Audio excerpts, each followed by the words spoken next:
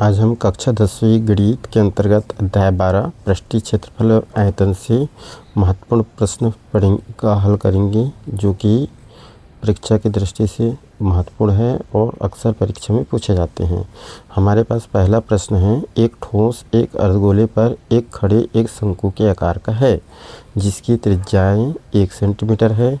शंकु की ऊंचाई उसकी त्रिज्या के बराबर है। ठोस का आयतन पाई के पदों में ज्ञात कीजिए। ठीक है, तो जो हमें ठोस दिया गया है वो दो आकृतियों से मिलकर बना है, एक तो अर्धगोला है और एक शंकु है। ठीक है, तो इस प्रश्न के अनुसार हम एक आकृति बना लिए। सबसे पहले हमें एक अर्धगोला बोला गया है, तो ये हमारे पास एक अर्धगोला है और ठीक इसके ऊपर एक शंकु है ना। अब ये जो अर्धगोला है या जो आकृति है, इसकी त्रिज्या है 1 सेंटीमीटर और जो शंकु की ऊंचाई है वो इसकी त्रिज्या के बराबर है, अर्थात इसकी ऊंचाई भी 1 सेंटीमीटर है।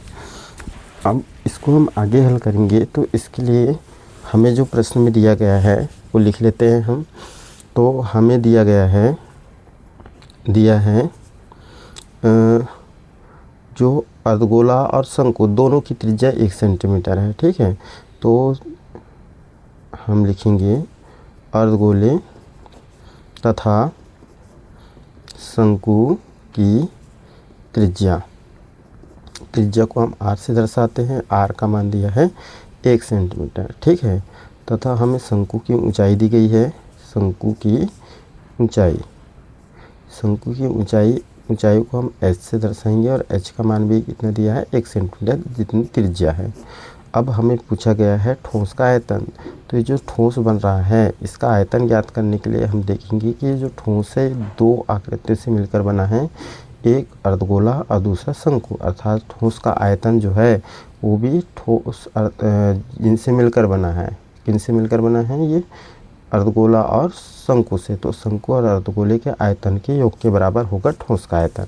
ठीक है, तो हम इसको लिखेंगे। अब ठोस का आयतन बराबर किससे मिलकर बना है? पहले क्या है यहाँ पर? अर्धगोला। ठीक है, तो यहाँ हम लिखेंगे अर्धगोले का आयतन। ठीक है, और इसके साथ क्या जुड़ा हुआ है? शंकु जुड़ा हुआ है, तो शंकु का आयतन। अब हम जानते हैं अर्धगोले का जो आयतन होता है वो होता है 2/3 पाई r क्यूब, प्लस शंकु का आयतन जो होता है वो होता है 1/3 पाई r स्क्वायर h। हम यहाँ देख रहे हैं 3 दोनों में कॉमन है, या तो फिर कॉमन ना भी लें तो हम सीधा मान रख लेंगे। चूँकि हमें पाई के पदों में ज्ञात करना है मान, तो हम पाई का मान नहीं रखेंगे, r का मान रखेंगे। r का मान है 1, तो 1 का घन प्लस 1/3 पाई, r का मान पुनः 1 का वर्ग गुणा h का मान क्या हो जाएगा? 1। ठीक है, इसको हम हल करते हैं। 1 का घन 1 ही होता है, 1 का गुणा करेंगे तो ये 2/3 पाई ही आएगा, प्लस यहाँ पर भी 1 का वर्ग 1 और 1 का फिर गुणा करेंगे तो 1 एकम 1 और 1 के साथ गुणा करेंगे तो 1/3 पाई। अब दोनों में एलसीएम लेंगे तो 3 कॉमन, मतलब दोनों का लघुत्तम और हर बराबर है, अर्थात 3 ही इसका एलसीएम होगा और एलसीएम हर के बराबर है तो अंश ज्यों का त्यों आएगा। ये 2 पाई प्लस पाई एकम पाई। ठीक है, 2 पाई और ये 1 पाई, टोटल होगा 3 पाई और बटे में क्या है हमारे पास? 3 है ना। अब ये 3 से 3 कैंसिल हो जाएगा, हमारे पास आएगा केवल पाई। ठीक है, तो ये पाई चूँकि यहाँ पर बीमा दिया है मतलब मात्रक सेंटीमीटर में है, तो इसका मात्रक होगा घन सेंटीमीटर। तो इस प्रकार जो ठोस का आयतन होगा वो पाई घन सेंटीमीटर होगा। हमारे पास दूसरा प्रश्न है, दवा का एक कैप्सूल एक बेलन के आकार का है, जिसके दोनों सिरों पर एक एक अर्धगोला लगा हुआ है। पूरे कैप्सूल की लंबाई 14 मिलीमीटर है और उसका व्यास 5 मिलीमीटर है। इसका पृष्ठीय क्षेत्रफल ज्ञात कीजिए। तो हमें जो दिया है वो है एक दवा का कैप्सूल, और ये जो कैप्सूल है वो बेलन के आकार का है और बेलन के दोनों सिरों पर एक एक अर्धगोला लगा हुआ है। तो जैसा कि प्रश्न में बताया जा रहा है उसके अनुसार हम एक आकृति बना लेते हैं। पहला बेलन है, तो जो दवा का कैप्सूल है वो इस तरह से बेलन के आकार का है। ठीक है, ये हमारा हुआ बेलनाकार और इसके सिरे 2 सिरे हैं, दोनों सिरों पर कैप जैसा अर्धगोला बना हुआ है। ठीक है, तो ये हमारे पास बन गया अर्धगोला। तो इस प्रकार से क्या है, दवा का एक कैप्सूल है। आगे बोला गया है कि पूरे कैप्सूल की लंबाई 14 मिलीमीटर है। तो यहाँ से यहाँ तक ये पूरी कैप्सूल है और ये पूरी कैप्सूल की लंबाई है हमारे पास 14 मिलीमीटर। और जो व्यास दिया गया है, व्यास यहाँ से यहाँ तक की दूरी, ठीक है, ये जो व्यास है वो है 5 मिलीमीटर, ठीक है।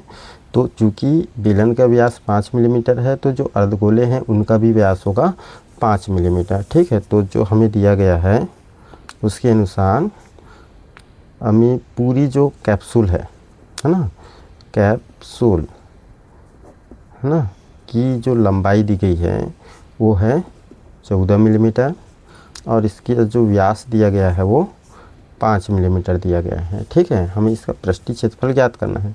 तो पृष्ठीय क्षेत्रफल कैसे ज्ञात होगा? पृष्ठीय क्षेत्रफल ज्ञात करने के लिए हम देख रहे हैं कि जो कैप्सूल है बेलन भी है इसमें और अर्धगोला भी है। तो इसका पृष्ठीय क्षेत्रफल ज्ञात करने के लिए हमें बेलन का पृष्ठीय क्षेत्रफल निकालना होगा और दोनों अर्धगोले का पृष्ठीय क्षेत्रफल ज्ञात करना होगा। तो हम सबसे पहले बेलन का पृष्ठीय क्षेत्रफल ज्ञात करेंगे। सबसे पहले तो यहाँ पर व्यास दिया गया है तो व्यास से हम त्रिज्या ज्ञात कर लेते हैं, ठीक है। तो हम जानते हैं कि त्रिज्या जो है वो व्यास की आधी होती है।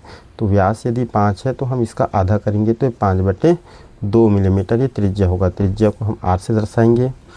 अब हम जो बेलनाकार भाग है इस कैप्सूल का, ठीक है, उसकी लंबाई याद करेंगे, ठीक है। तो बेलन की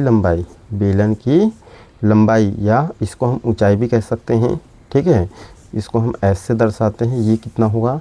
तो पूरा जो क्या है कैप्सूल है उसकी लंबाई 14 मिलीमीटर है। इसमें से हम घटा देंगे ये जो अर्धगोला जुड़ा हुआ है, ठीक है, तो ये हट जाएगा, ठीक है। तो ये क्या है बताओ ज़रा? अर्धगोलों की जो लंबाई कहें यहाँ से यहाँ तक की दूरी, तो ये किसके बराबर है? त्रिज्या के बराबर। और ये भी इधर क्या है? त्रिज्या के बराबर। तो दोनों साइड से घटाएंगे तो ये हो जाएगा 5/2 भी घटाएंगे, फिर से 5/2 घटाएंगे, ठीक है ना। तो ये 14 माइनस 5/2, 5/2 कुल मिलाकर ये कितना होगा? कितना हो जाएगा? ये लघुत्तम 2 हो जाएगा, ठीक है। और ये 5 + 5 होगा तो ये हो जाएगा हमारे पास 14 माइनस 10/2 अर्थात 2 पंचे 10। तो ये हो जाएगा हमारे पास 14 माइनस 5। तो ये होगा 14 में यदि हम 5 घटाएं तो हमें मिलेगा 9। या आप ऐसे भी समझ सकते हैं, इधर त्रिज्या आधा और इधर त्रिज्या आधा, दोनों त्रिज्या मिलकर के व्यास बन जाएगा और व्यास दिया था 5 मिलीमीटर। तो आप 14 में से डायरेक्ट 5 भी घटा सकते हैं। तो 14 में 5 घटाएंगे तो 9 मिलीमीटर मिलेगा, ठीक है। तो ये हो गई बेलन की ऊंचाई। अब हमें निकालना है पृष्ठीय क्षेत्रफल, ठीक है। तो किसका पृष्ठीय क्षेत्रफल निकालना है हमें? कैप्सूल का। तो कैप्सूल का पृष्ठीय क्षेत्रफल बराबर होगा, कैप्सूल किससे मिलकर बना है? पहले बेलन से। तो बेलन का ध्यान दें, इस जो कैप्सूल है इसके पृष्ठीय क्षेत्रफल में बेलन का केवल वक्र पृष्ठ आ रहा है, ठीक है। तो हम लिखेंगे बेलन का वक्र पृष्ठीय क्षेत्रफल, ठीक है, प्लस यहाँ पर दोनों अर्धगोलों का पृष्ठीय क्षेत्रफल निकालेंगे। तो दोनों का साइज़ इक्वल है इसलिए 2 का गुणा करके हम किसी एक का पृष्ठीय क्षेत्रफल निकाल लेते हैं, ठीक है। तो 2 गुणा अर्धगोले का पृष्ठीय क्षेत्रफल। अब यहाँ फार्मूले में मान रखते हैं हम। तो जो बेलन का पृष्ठीय क्षेत्रफल का सूत्र होता है वो होता है 2πr/h प्लस 2 गुणा जो अर्धगोले है उस अर्धगोले का जो पृष्ठीय क्षेत्रफल की हम बात करें तो वो होता है 2πr²। आगे हम हल करते हैं इसको। यह है, हम देख रहे हैं यहाँ 2πr है, यहाँ पर भी 2πr है। तो हम 2πr कॉमन ले लें तो यहाँ बचेगा h प्लस यहाँ से 2πr निकाल लिए तो यहाँ 2 और r 2 घात में 1 घात निकलेगा तो 1 घात बचेगा, ठीक है। अब हम यहाँ मान रखते हैं 2 × पाई का मान आप लोग रख सकते हैं 22/7 गुणा r का मान हम रखेंगे r 5/2 है और ये गुणा h का मान हम निकाले हैं 9 प्लस 2 गुणा r का मान हमें मिला है 5/2। आगे ये हो जाएगा 2 से 2 कैंसिल हो जाएगा। ये है 22 गुणा 5 और बटे में 7 और गुणा 2 से 2 कैंसिल हो जाएगा ये हमारे पास, तो ये 9 धन 5 आएगा, तो 9 और 5 को जोड़ेंगे तो हमें मिलेगा 14, और इस 7 से भाग देंगे तो 7 दूनी 14। अब हम इनका आपस में गुणा कर लेंगे, ठीक है, तो 5 दूनी 10, 10 और 22 का गुणा करेंगे तो 220 आ जाएगा, ठीक है। और इसका मात्रक मिलीमीटर में है, तो ये वर्ग मिलीमीटर होगा कैप्सूल का पृष्ठीय क्षेत्रफल। अगला प्रश्न है हमारे पास, ऊंचाई 2.4 सेंटीमीटर और व्यास 1.4 सेंटीमीटर वाले एक ठोस बेलन में से इसी ऊंचाई और इसी व्यास का एक शंक्वाकार खोल काट लिया जाता है। शेष बचे ठोस का निकटतम वर्ग सेंटीमीटर तक पृष्ठीय क्षेत्रफल ज्ञात कीजिए। तो जैसा कि हमें प्रश्न में बताया गया है, एक ठोस बेलन है, ठीक है, तो हम इसके के अनुसार एक आकृति ड्रॉ कर लेते हैं। ये हमारे पास एक बेलन है ना, ये ठोस बेलन है मान लो, ठीक है। इसकी जो ऊंचाई है वो है 2.4 सेंटीमीटर की, और इसका व्यास दिया है वो है 1.4 सेंटीमीटर का, ये इसका व्यास है। आगे बोला गया है, इस बेलन में से इसी ऊंचाई और इसी व्यास वाला एक शंक्वाकार खोल काट लिया जाता है। तो अंदर से एक शंक्वाकार खोल काट लिया गया है ये, और ये जो शंक्वाकार खोल है इसको काट करके बाहर कर दिया जाता है, ठीक है। तो इस प्रकार से यदि कोई ठोस है तो केवल इसके अंदर भाग भी खोखला है और बाहरी भाग, यदि हमें इसका पृष्ठीय क्षेत्रफल ज्ञात करना है तो बाहर तो है ही पृष्ठ, उसके साथ साथ अंदर भी जो खोल है उसके अंदर भी पृष्ठ है, ठीक है ना। तो कुल मिलाकर हमें इस ठोस का पृष्ठीय क्षेत्रफल ज्ञात करने के लिए बेलन का जो पृष्ठीय क्षेत्रफल है और शंकु का पृष्ठीय क्षेत्रफल है, इनको ये ज्ञात करके इनको जोड़ना पड़ेगा, ठीक है। तो यहाँ पर हमें दिया गया है बेलन की ऊंचाई, जिसको हम ऐसे दर्शाएंगे, ये दिया है 2.4 सेंटीमीटर और व्यास दिया गया है 1.4 सेंटीमीटर। सबसे पहले हम त्रिज्या ज्ञात करेंगे, तो त्रिज्या जो है व्यास की आधी होती है, तो 1.4 को 2 से हम डिवाइड करेंगे, ठीक है। तो 1.4 को 2 से डिवाइड करेंगे तो 0.7 सेंटीमीटर होगा, ठीक है। ये त्रिज्या मिल गई। चूँकि हमें शंकु का पृष्ठीय क्षेत्रफल ज्ञात करना है, वो वक्र पृष्ठीय क्षेत्रफल, जिसके लिए हमें शंकु की तिर्यक ऊंचाई चाहिए होगी, ठीक है। तो शंकु का तिर्यक ऊंचाई ज्ञात करने के लिए हम फार्मूला लगाएंगे। शंकु की तिर्यक ऊंचाई L बराबर होता है √r² प्लस h², तो ये हो जाएगा √r की वैल्यू कितना है 0.7, तो इसका स्क्वायर प्लस h की वैल्यू कितनी दी गई है हमें 2.4, ठीक है। तो इसका भी स्क्वायर करेंगे तो ये हो जाएगा हमारे पास 0.7 अर्थात 0.7 इंटू 0.7, तो ये 49 आएगा, 2 अंक पहले दशमलव, 2 अंक पहले दशमलव लगाएंगे, ठीक है। तो ये हो जाएगा 0.49 प्लस यदि हम 2.4 इंटू 2.4 करते हैं तो ये होगा 4 चौ 16, 1 4 दूनी 8 और 1 9, और वैसे ही 2 चौ 8 और 2 दूनी 4, टोटल कितना हो गया ये 7 और ये 5, 576, यहाँ 1 अंक, यहाँ 1 अंक, टोटल 2 अंक पहले दशमलव, तो ये जाएगा 5.76, ठीक है। अब हम आगे जोड़ते हैं इसको, 6 4 5 6 और 9 हो जाएगा 15 की 5, बचेगा 1, 7 4 11, 11 और 1 12 की 2, बचा 1, फिर ये 5 और 1, टोटल हो जाएगा 6, ठीक है। 2 अंक पहले दशमलव है दोनों स्थान पर। अब यदि हम इसका वर्गमूल निकालेंगे तो ये हो जाएगा 2.5, ठीक है। 25 का वर्ग होता है 625, ठीक है। वर्गमूल निकालेंगे तो ये हो जाएगा 2.5 सेंटीमीटर, ठीक है। आप लोग इसका वर्गमूल निकाल सकते हैं, कैसे निकालेंगे, 625 दशमलव हटाएंगे तो दशमलव बटे 1 और 2 अंक है तो 2 जीरो लगाएंगे, तो इस तरह लिख सकते हैं। अब 625 का गुणनखंड 25 गुणा 25 या 5 गुणा 5 गुणा 5 4 बार होगा, 625 का गुणनखंड 2 बार 5 निकलेगा तो कुल मिलाकर 25 ही होगा, 100 का वर्गमूल 10 होगा। अब 10 से डिवाइड करेंगे तो ये आएगा 2.5, ठीक है। अब शंकु की तिर्यक ऊंचाई मिल गई है। अब हमें निकालना है जो ठोस है उसका पृष्ठीय क्षेत्रफल, ठीक है। तो ठोस का पृष्ठीय क्षेत्रफल बराबर। अब देखें इस ठोस में तो इसका पृष्ठीय क्षेत्रफल मतलब एक तो इसमें बेलन का वक्र पृष्ठ सम्मिलित है, ये वाला पृष्ठ, ठीक है। तो हम लिखेंगे बेलन का वक्र पृष्ठीय क्षेत्रफल, ठीक है। और क्या सम्मिलित है, आंतरिक पृष्ठ में शंक्वाकार भाग है तो ये शंकु का वक्र पृष्ठीय क्षेत्रफल, वक्र पृष्ठीय क्षेत्रफल। इसके साथ साथ ऊपर वाला भाग भी है इसमें, ठीक है। नीचे वाला भाग तो काट कर अलग कर दिया गया है और ऊपर वाला जो ये भाग है वर्ताकार है, ठीक है। तो यहाँ पर हम लिखेंगे वर्ताकार भाग का क्षेत्रफल, ठीक है। अब हम इसको आगे हल करते हैं, फार्मूला लगाएंगे हम। तो बेलन का वक्र पृष्ठीय क्षेत्रफल का फार्मूला जो होता है वो होता है 2πr/h प्लस शंकु का वक्र पृष्ठीय क्षेत्रफल πr/l और वर्ताकार भाग का जो पृष्ठीय क्षेत्रफल होता है वो होगा πr², ठीक है। चाहे तो πr सबसे बाहर निकाल सकते हैं, πr निकालेंगे तो यहाँ 2h बचेगा, ये πr निकल गया तो यहाँ l बचेगा और यहाँ से πr r दो बार एक घात निकला है तो एक घात r बचेगा।